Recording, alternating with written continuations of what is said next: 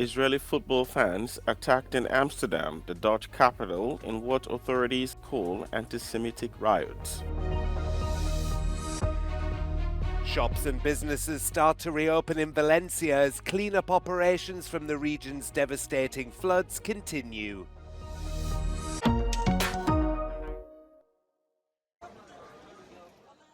At least 14 people have been killed and dozens of others wounded in an Israeli strike on a UN-run school that was being used as a shelter for displaced people. The Israeli military said the building in the Shati refugee camp west of Gaza City was being used by Hamas to plan and execute attacks on Israel. The IDF said it took steps to mitigate the risk of harming civilians, including using precise munitions and aerial surveillance. The United Nations said in September that around 85% of all schools in Gaza have been hit or damaged, with many requiring major reconstruction work to be functional again. And the UN Agency for Palestinian Refugees, UNRWA, said 70% of the schools it administers have been hit and that 95% of them were being used as shelters. Israel has long accused UNRWA of turning a blind eye to Hamas militants among its staff and of allowing the group to use its facilities for military purposes. Leaders of Israel and the Netherlands on Friday condemned what they called anti-Semitic attacks on fans of football club Maccabi Tel Aviv in Amsterdam. Local reports said the fans were assaulted in different locations in the Dutch capital before and after the Europa League match against Ajax. Israel's foreign ministry said that 10 people had been injured.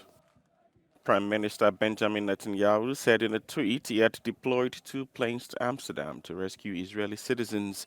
He urged the Dutch authorities to increase security.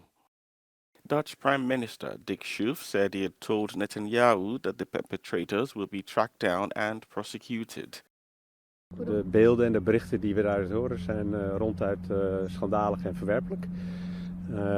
En ik denk dat ook alles in het werk moet worden gesteld om de daders op te sporen en te vervolgen.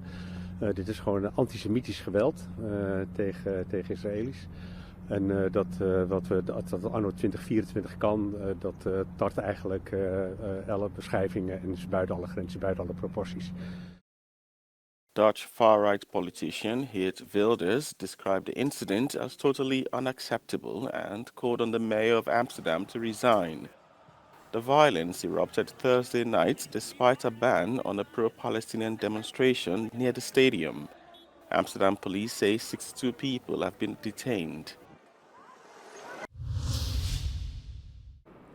El debate sobre un posible alto el fuego en Ucrania ha sido una de las primeras consecuencias aquí en la cumbre de la Comunidad Política Europea de la victoria electoral de Donald Trump en Estados Unidos. Y ha sido su mejor amigo en la Unión Europea, el primer ministro de Hungría, Viktor Orbán, el encargado de ponerlo sobre la mesa. The first precondition of every peace is communication. And the precondition of communication is the ceasefire. That's the logic. So what I'm arguing in favor to have a ceasefire which provide room and time for the warring parties to have communication and to start to negotiate about the peace. Algo que no ha gustado nada al presidente de Ucrania, Volodymyr Zelensky, que también ha asistido a este encuentro aquí en el Puskás Arena de Budapest. Коли держава, яка в війні, особливо яка жертва, знає, що у неї будуть гарантії безпеки. Тому лідер, який пропонує завершення, припинення вогню, але виступає проти гарантій безпеки, просто оратор. Un choque que sucedía justo cuando la presidenta de la Comisión Europea, Ursula von der Leyen, mantenía una llamada con Donald Trump en la que se mostraba dispuesta a abordar los retos geopolíticos, como el que representa Ucrania. Aida Sánchez Alonso, Euronews, Budapest. The Hungarian Commissioner designate Oliver Várhelyi did not pass his first hearing at the European Parliament. He failed to convince the Social Democrat, Green and Liberal lawmakers. But rather than having to sit through another hearing, he will be tested with new written questions. Among other issues, the Commissioner designate for Health and Animal Welfare was asked to take a position on abortion, but he evaded the question. Abortion is a question that is more of a constitutional and human rights question than a medical question. And not only that, but it is also more of a question for member states. There is no EU competence when it comes to abortion. But the sharpest attacks on the candidate came in relation to the policies of the Orban government. As a member of the governing party, many MEPs do not trust him. And he was reminded that he once called the whole parliament idiots, for which he later apologized. Pas d'un commissaire qui traite les eurodéputés d'idiots, comme vous l'avez fait, peut-être car vous n'avez pas supporté que le Parlement européen qualifie la Hongrie d'autocratie électorale, car votre régime s'assoit sur l'indépendance de la justice et bafoue les libertés publiques. La possibilité même de votre nomination doit résonner comme une alarme dans toute l'Europe, plus encore après vos félicitations matinales à Donald Trump. Ma question est simple. Comptez-vous gérer la santé des femmes et le bien-être animal comme Viktor Orban gère les droits de l'homme en Hongrie?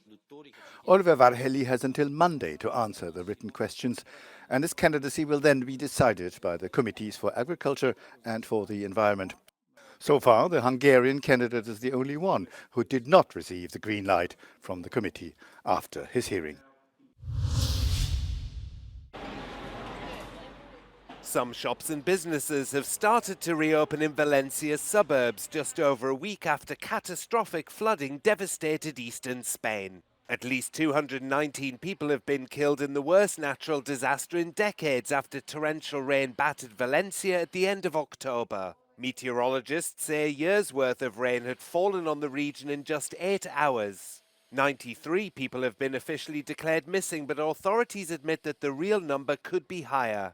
Another 54 bodies remain unidentified. Authorities say more than 36,000 people have been rescued. The full extent of the damage is unknown, but Spain's Consortium for Insurance Compensation estimates that it will spend at least €3.5 billion in compensation. The emergency operation mobilised by central authorities has grown to more than 17,000 troops and police officers. Meanwhile, football pitches in the region have been turned into junkyards to free the streets from the thousands of car wrecks that remained piled up. Tow trucks drove to Valencia province from all over Spain to remove the wrecks to clear the streets for emergency vehicles.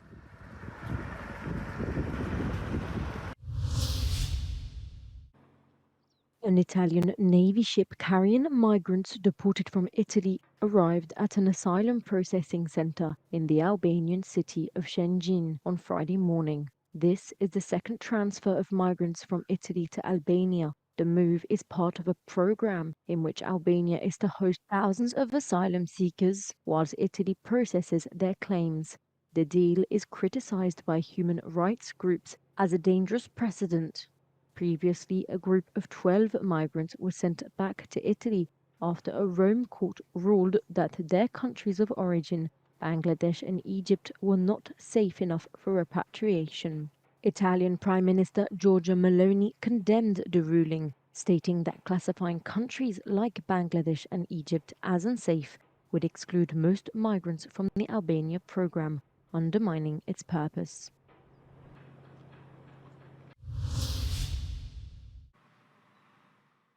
Austria's health ministry has declared the whole country a risk area for bird flu. That announcement follows an outbreak of the virus in the Amstetten district of Lower Austria a week ago, which led to the culling of around 18,000 animals. New cases have recently been detected in 4 farms with around 200,000 animals in Upper and Lower Austria. A protection zone has been set up around the affected farms within a radius of 3 kilometres. Vets will be checking 78 farms within the zone for any cases of bird flu. And a surveillance zone has been set up within a radius of 10 kilometres. Wir in Niederösterreich haben bereits Vorkehrungen getroffen. Wir haben 4 Bezirke bereits als Risikobezirke ausgewiesen, wo eine allgemeine Stallpflicht gilt. Ich weiß, dass im Bundesministerium auch diesbezüglich für ein noch größeres Gebiet auch bundesländerübergreifend Maßnahmen bereits angedacht werden und auch in Umsetzung sind. Authorities don't yet know how the first infections in Austria started, but cases were first discovered in wild birds and domestic poultry in September. That was around the same time as catastrophic flooding hit several areas of Lower Austria. Avian influenza is a highly contagious viral disease that occurs mainly in poultry and wild water birds. It generally causes severe disease or death in the host animal.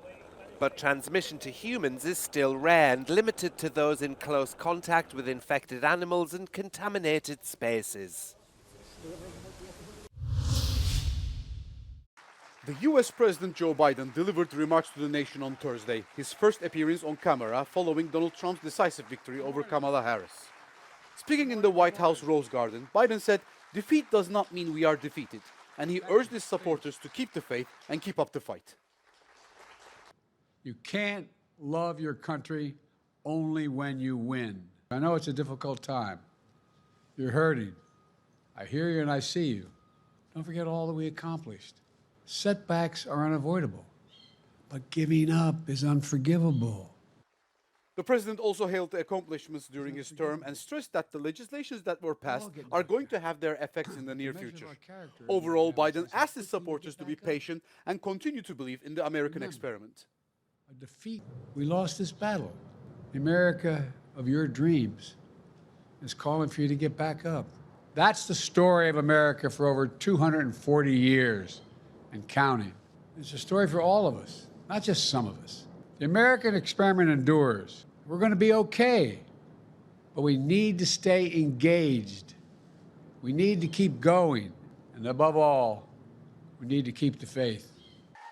The Biden administration will continue for another 74 days until President-elect Donald Trump sworn into the White House.